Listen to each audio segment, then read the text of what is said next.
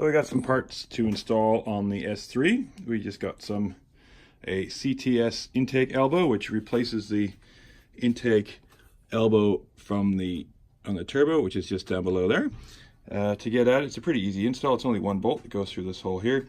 So we got to remove the intake pipe here, which is just the two hose clamps. We'll pull that off in a second, and we'll get to pulling the factory out, and then we'll compare and see the size. So the CTS, quite a bit bigger,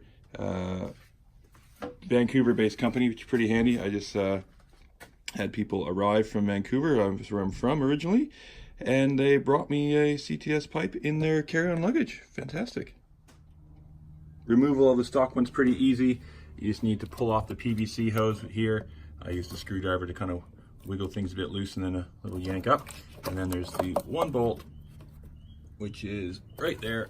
It's a T30 Torx, nice and easy. Pull that off and this whole piece just pulls out. Simple.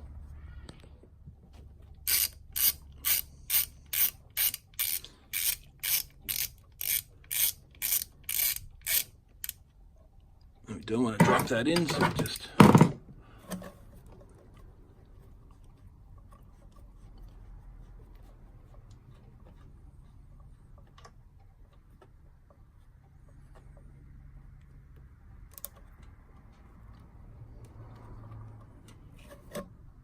there it is, and then give it a wiggle.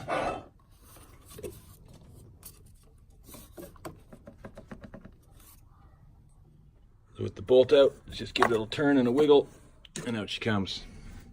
So let's do a little comparison. Here's the stock, much narrower, big restriction through that area. That should get a bit more flow through it, and then we're ready to go get it tuned and see what kind of power we can do. But CTS, they claim 10 horsepower. Yeah, your butt dyno probably wouldn't feel it on this kind of car, but it should do a good bit of throttle response, and then after a tune we'll get the most out of it. So let's put this in its place. We'll just take the O-ring and off the original, pop it onto here, and then we'll slide it in.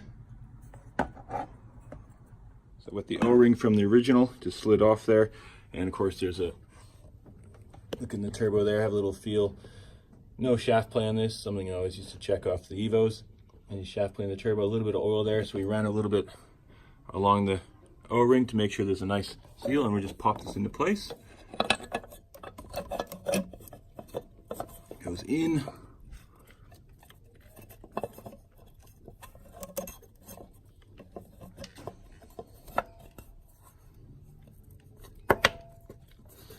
It turns.